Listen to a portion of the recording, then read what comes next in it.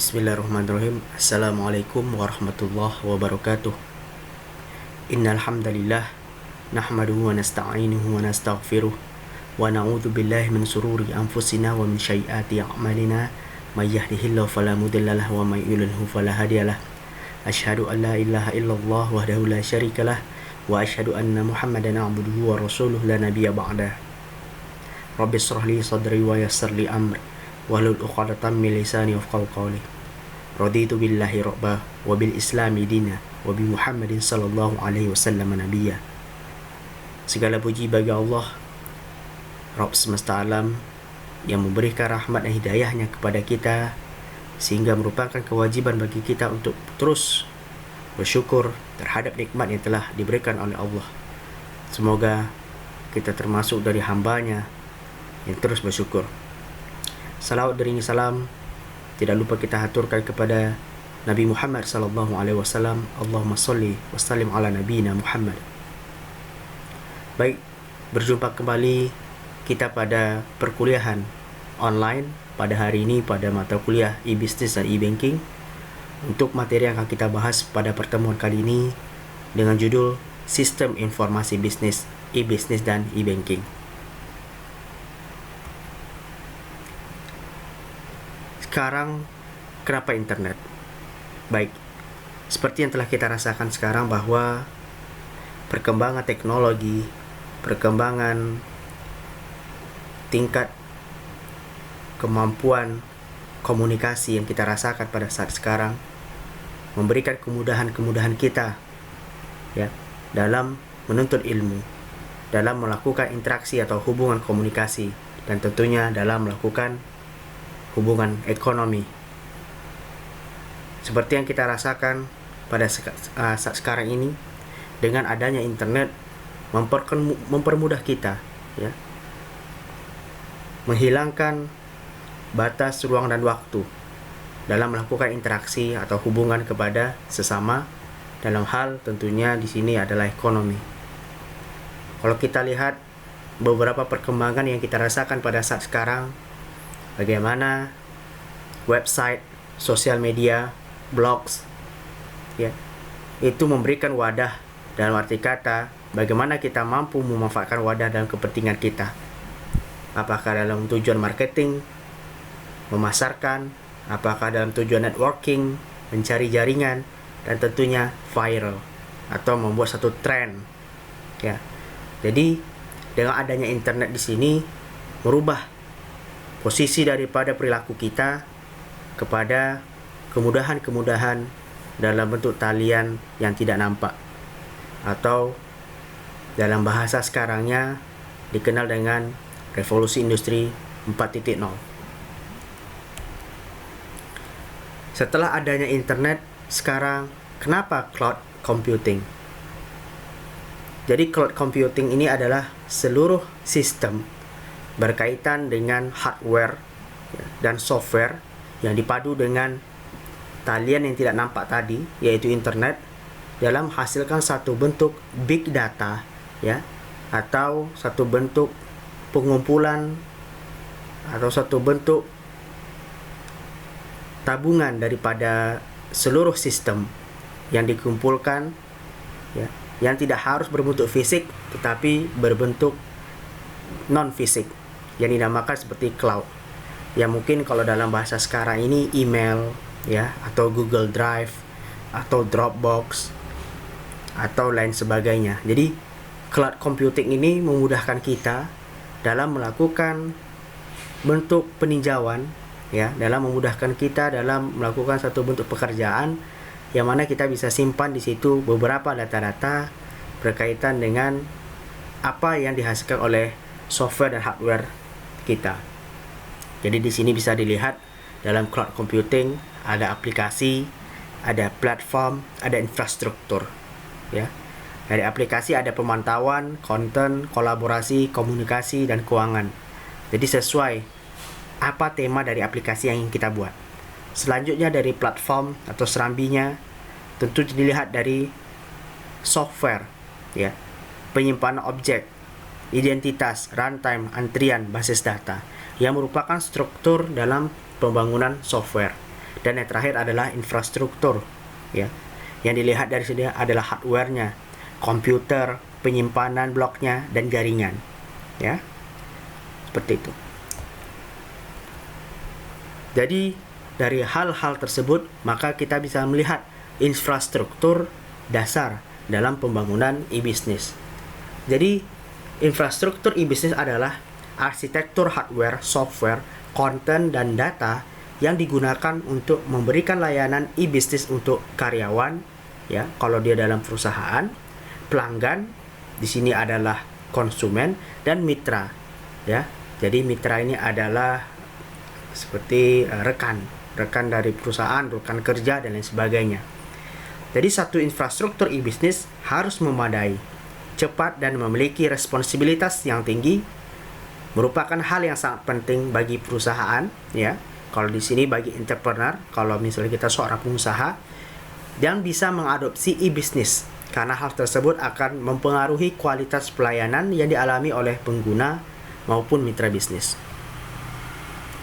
Selanjutnya kita masuk kepada proses e-bisnis. Apa yang dimaksud dengan proses bisnis? Ya. Jadi proses bisnis adalah arus kerja dari bahan baku, ya, yang kita kumpulkan dari supplier, informasi dan pengetahuan seperangkat aktivitas, ya.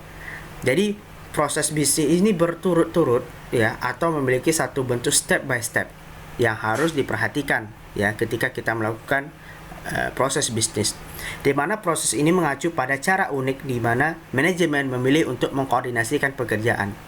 Jadi setiap bisnis dapat dilihat sebagai sekumpulan daripada proses bisnis. Jadi kalau kita perhatikan, ya, berdasarkan dari definisi proses bisnis, kita bisa melihat beberapa komposisi dari pembangunan proses e-bisnis. Ada 4 di sini. Yang pertama adalah proses modeler, yang di sini dikatakan adalah suatu business analysis, ya, yang dilakukan oleh seorang entrepreneur atau perusahaan, ya, bagaimana dia mampu membuat satu model dari sistem e-bisnis atau e-bisnis yang dikerjakannya. Yang kedua adalah proses ID atau Integrated Development Environment. Jadi proses ID ini, ya, berdasarkan dari bagaimana seorang entrepreneur atau perusahaan setelah menciptakan satu model blueprint itu mengembangkan daripada software, ya. Jadi ada beberapa bagian atau divisi berkaitan dengan software, ya, dan juga berkaitan dengan hardware, ya, dan tentunya yang terakhir adalah berkaitan dengan data. Bagaimana dengan hardware, software, dan data tadi itu dipadukan, ya, atau disinergikan dalam membuat satu bentuk integrated development environment, ya, suatu lingkungan, ya, perkembangan yang terpadu, ya. Selanjutnya proses portal, ya. Nah, proses portal di sini dilihat bagaimana ditujukan kepada end user. Nah, end user di sini siapa? Ya. Tentunya adalah konsumen, ya. Kalau kita seorang pengusaha, entrepreneur, ya, dengan telah melakukan modeler dan ide tadi, maka kita harus melihat kepada end user kita, ya, yaitu konsumen tadi. Dan yang terakhir adalah proses monitor, ya, balik lagi kepada business analyst, ya, atau seorang entrepreneur atau perusahaan, ya. Setelah sampai kepada proses portal, ya, oleh konsumen tadi, maka pada proses monitor, business analyst, ya, harus bisa memperhatikan atau mengawas daripada perkembangan bisnis yang dilakukan, ya. Bagaimana evaluasinya, bagaimana monitoringnya, bagaimana tindak lanjutnya. Nah, itu berkaitan dengan proses monitor. Baik. Sekarang kita masuk kepada sistem informasi manajemen, ya, untuk e-bisnis. Jadi sebenarnya sistem informasi manajemen ini erat dengan mata kuliah berkaitan dengan teknik informatika. Jadi di sini saya hanya mengambil sedikit tentang sistem informasi manajemen karena juga ada sangkut paut kepada ekonomi, ya. Tentunya dengan perkembangan ekonomi yang kita rasakan.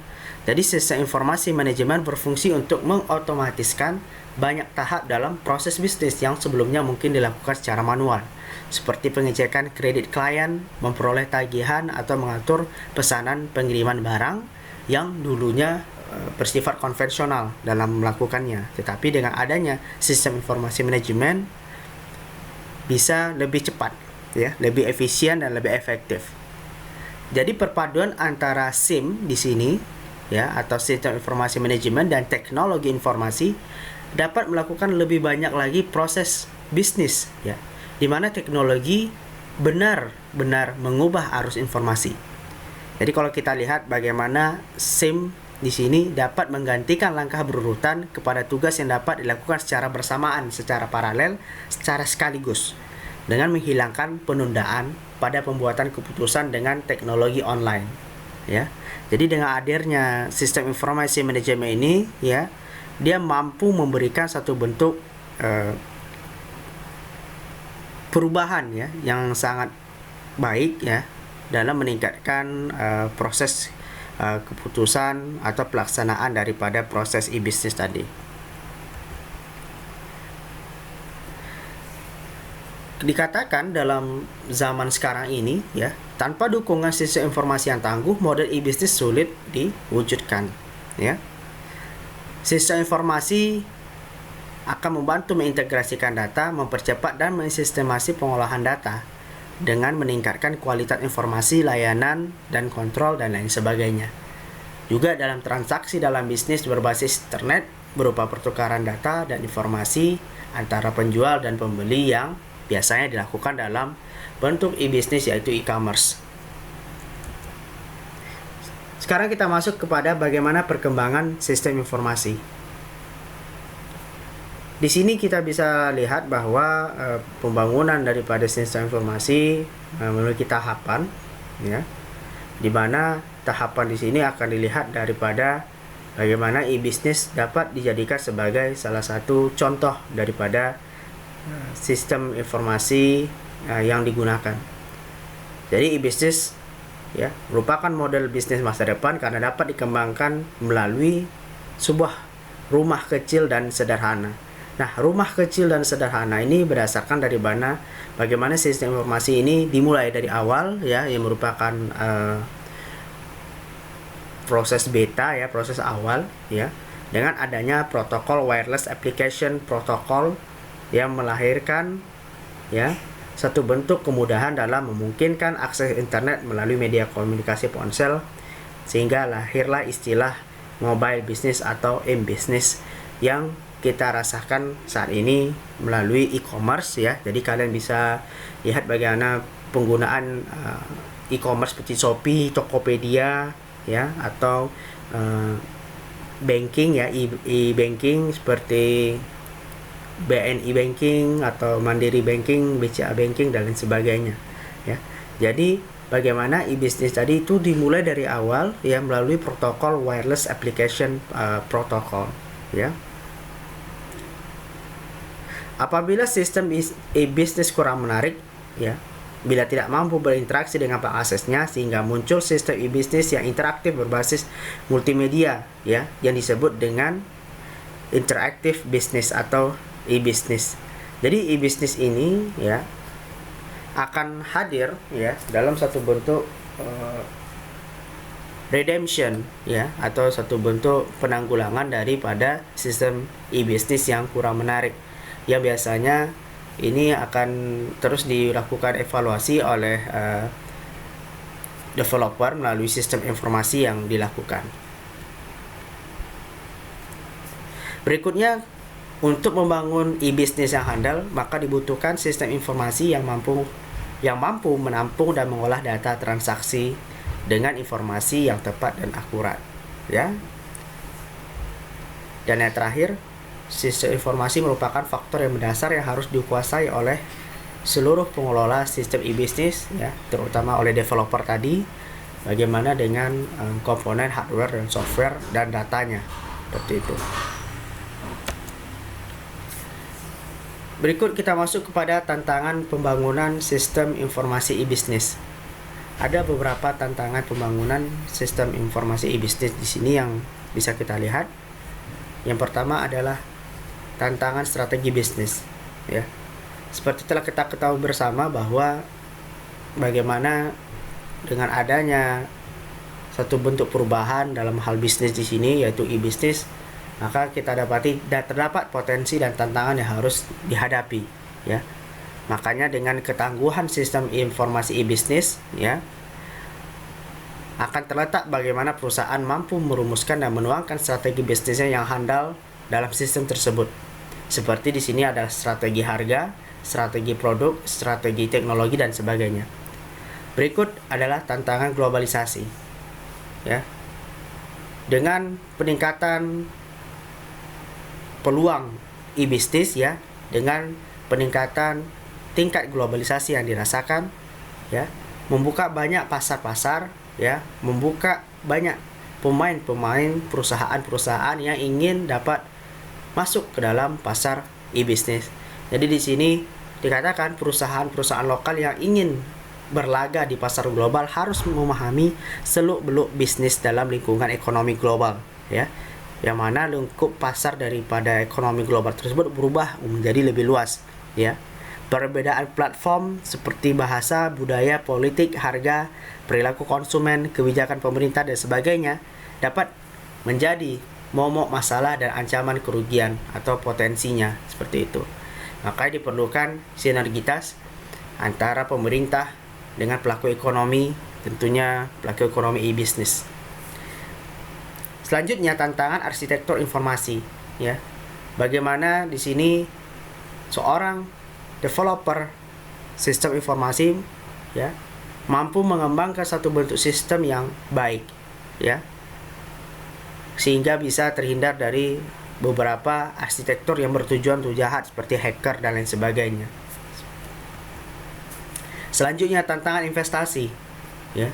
Seperti saya katakan bahwa dengan kemajuan ekonomi yang kita rasakan diwakili oleh bisnis, maka investasi akan hal yang lumrah terjadi, ya. Tantangan investasi di mana investasi dengan skala besar itu mampu lebih jauh, ya, membesarkan sistem e-bisnis daripada investasi yang skalanya rendah.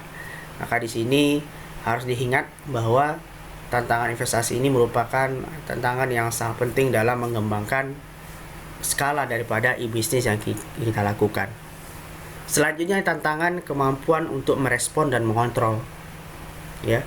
Di sini bagaimana perusahaan tertantang untuk merancang sistem yang mudah dipahami dan dikontrol agar sistem informasi yang dibentuk mampu memberikan respon yang cepat dan tepat. Selanjutnya tantangan operasional, ya. Nah, tantangan operasional ini berkaitan dengan SDM salah satunya, ya. Selain dengan SDM tentunya dengan sistem, ya. SDM yang aware dengan teknologi, gadget, dan perkembangan dari informasi, dan tentunya sistem yang kuat dan aman daripada hacker dan phishing yang bisa membuat data atau informasi perusahaan atau entrepreneur bocor. Selanjutnya tantangan komunikasi, ya. Nah, pada tantangan komunikasi di sini bagaimana SDM tadi, ya, mampu melakukan satu bentuk komunikasi kepada konsumen dalam memasarkan produknya, ya, melalui sistem informasi yang dibangun. Jadi contoh kalau kita merupakan merchant, kita hadir di salah satu e-commerce seperti Shopee, bagaimana kita mampu memberikan satu komunikasi tentang produk kita yang baik dan jujur tentunya, ya. Bagaimana menggait daripada pelanggan, ya, konsumen tadi melalui promokah, ya, melalui harga yang lebih murah dan lain sebagainya. Dan itu merupakan tantangan komunikasi yang harus diperhatikan. Baik, selanjutnya kita masuk kepada strategi merancang sistem informasi e-bisnis. Jadi tentang strategi, ya, bagaimana merancang sistem informasi e-bisnis bisa dilihat, ya. Yang pertama, perusahaan e-bisnis perlu merancang sebuah strategi yang akan diimplementasikan dalam bentuk sistem informasi e-bisnis. Strategi itu tidak hanya berupa strategi bisnis, melainkan juga melibatkan strategi teknologi informasi karena sistem e-bisnis dibangun dengan tumpuan teknologi tersebut.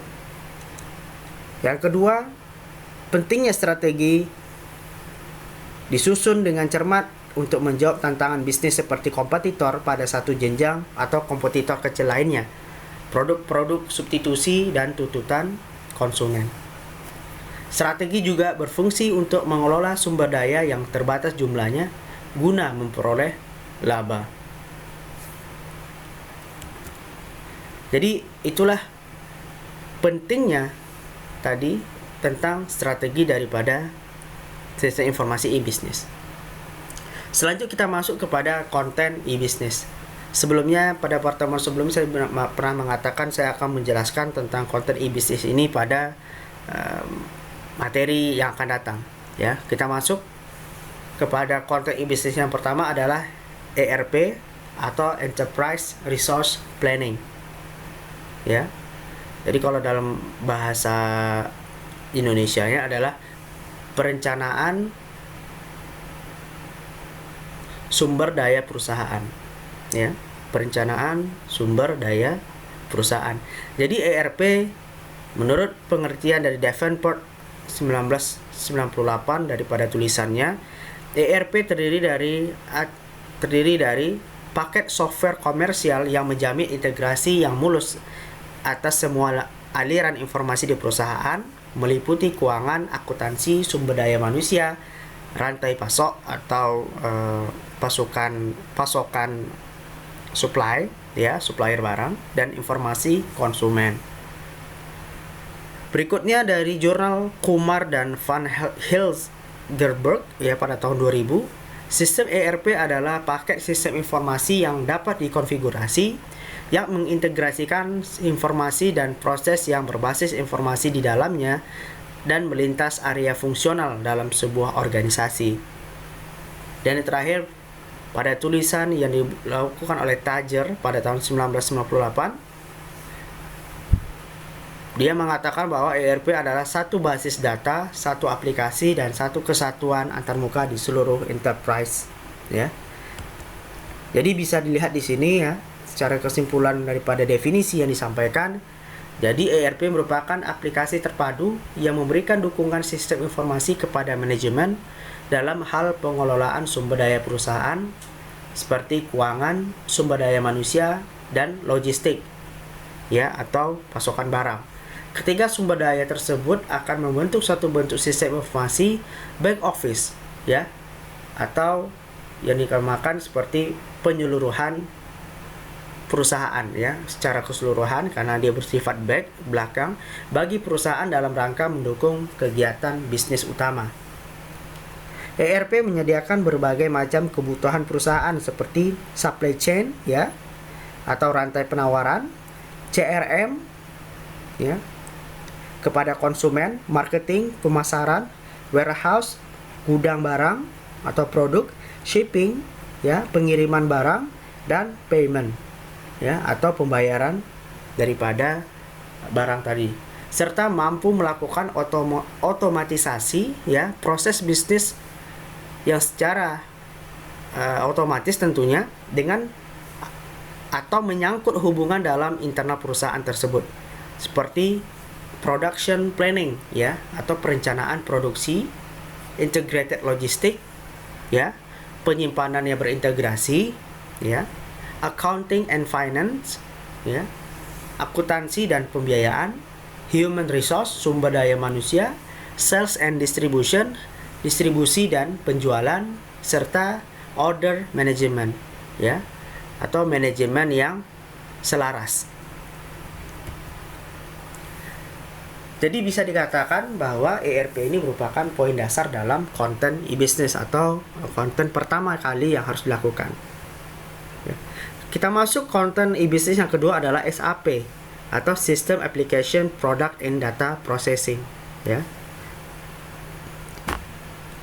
Atau artinya adalah sistem aplikasi dan produk dalam memproses data, ya.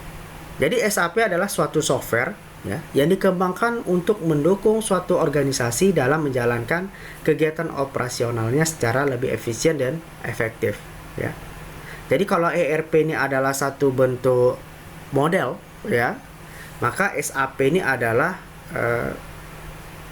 kisi-kisi kerja, ya, atau teknis kerja yang dilakukan, ya.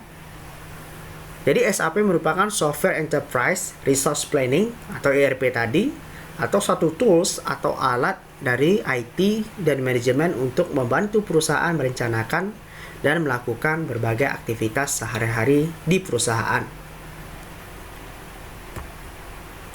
Sekarang kita masuk kepada SCM, ya. Poin ketiga dalam konten e-business yaitu Supply Chain Management, ya. Pengurusan rantai penawaran, ya. Jadi SCM merupakan aplikasi terpadu yang memberikan dukungan sistem informasi kepada manajemen, ya, dalam hal pengadaan barang dan jasa bagi perusahaan, sekaligus mengelola hubungan di antara mitra untuk menjaga tingkat kesediaan produk dan jasa yang dibutuhkan oleh perusahaan secara optimal. Jadi SCM memiliki keterkaitan secara langsung kepada ERP, terutama dari sisi logistik perusahaan, pembelian dan hutang, serta manajemen mitra kepada perusahaan lainnya, ya, atau kepada pemasok barang seperti itu tersebut. Jadi kalau bisa disimpulkan daripada definisi SCM adalah satu solusi terpadu yang melibatkan pengelolaan sumber daya organisasi atas kebutuhan barang dan jasa, dan juga meliputi manajemen para mitra dengan memanfaatkan basis data yang terintegrasi dan bertujuan untuk menjamin terpenuhinya tingkat kebutuhan material suatu organisasi. Berikut kita masuk kepada konten yang keempat, yaitu CRM atau Customer Relationship Management, pengurusan hubungan konsumen atau customer.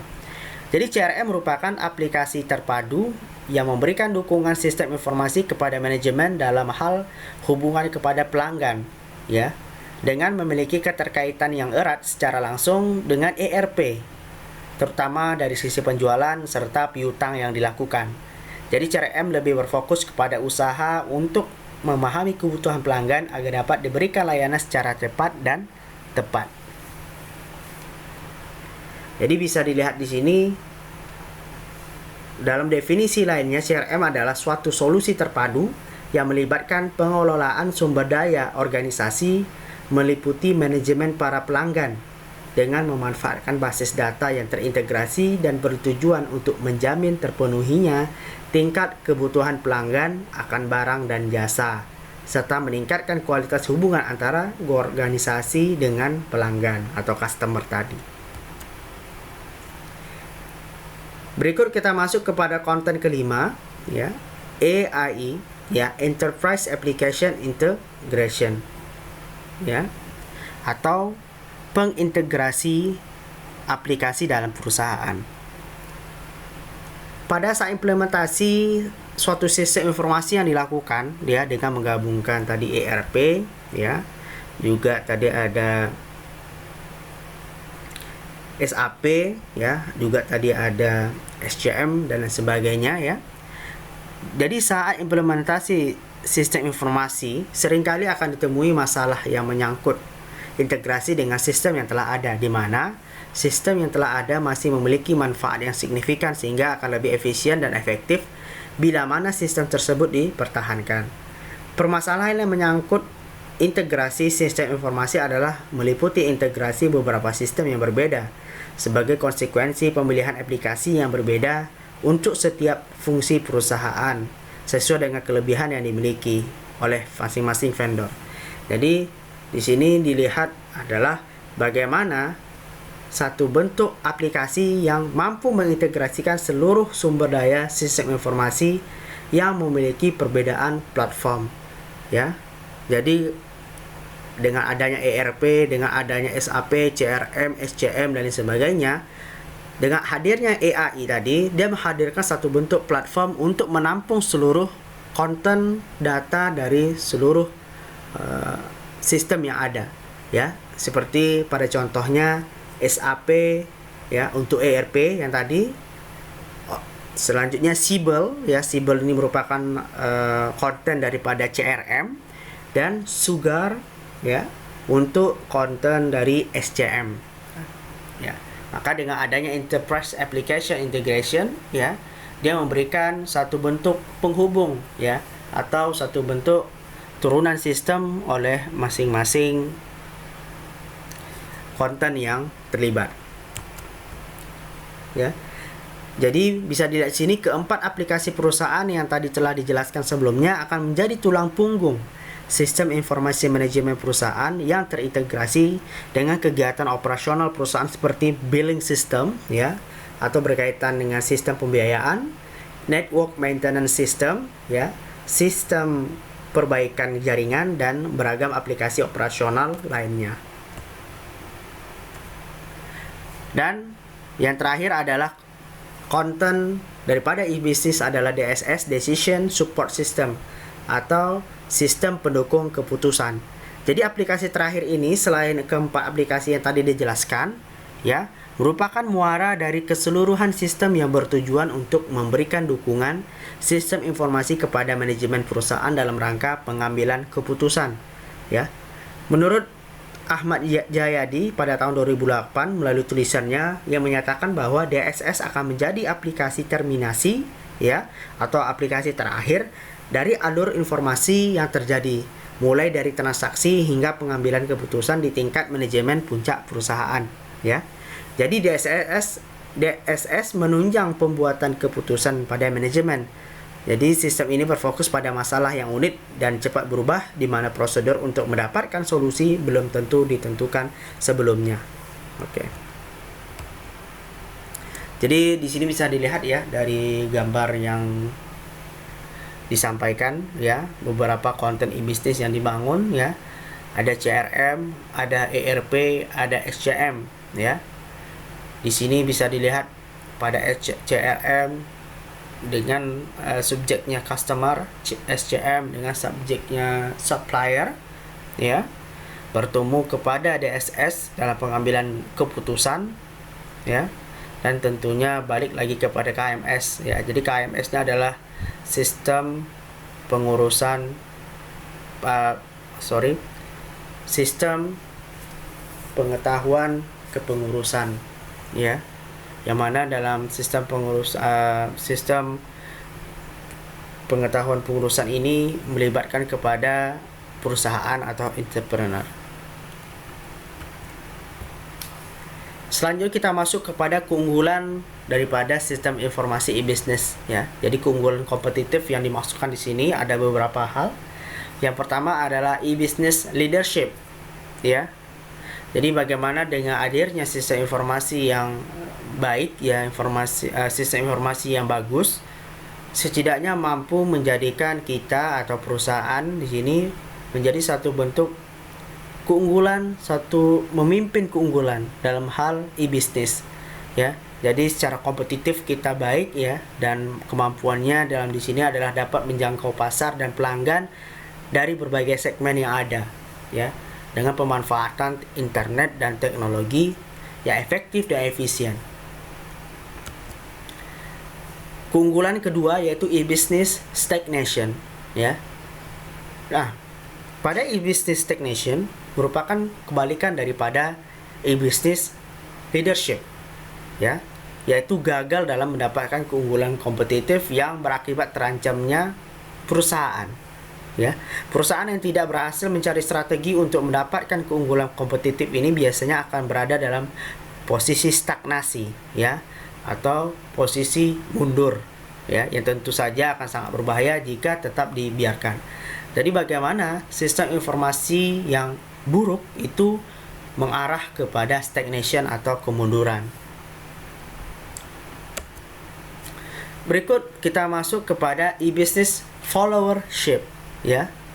Nah, pada e-business followership, jika di satu titik ekstrim terdapat perusahaan e-business yang berhasil menjadi leader, sementara di titik ekstrim lainnya terdapat perusahaan e-business yang terancam bangkrut, terdapat banyak sekali perusahaan yang mayoritas berada dalam situasi nanggung, ya. Artinya bersangkutan menempatkan diri sebagai pengikut dari mereka yang berhasil. Nah, kita apabila berkaca kepada bisnis baru yang dilakukan oleh entrepreneur atau perusahaan, kita melihat tren, ya. Apakah kita mampu mengikuti tren tersebut atau kita ingin mendobrak tren tersebut dan mencipta satu tren lainnya, ya. Dan itulah makanya banyak bisnis-bisnis baru, ya, itu mereka mulainya dalam e-business followership, ya. Nanti bisa dibaca sendiri ya tentang e-business followership lebih dan jelas.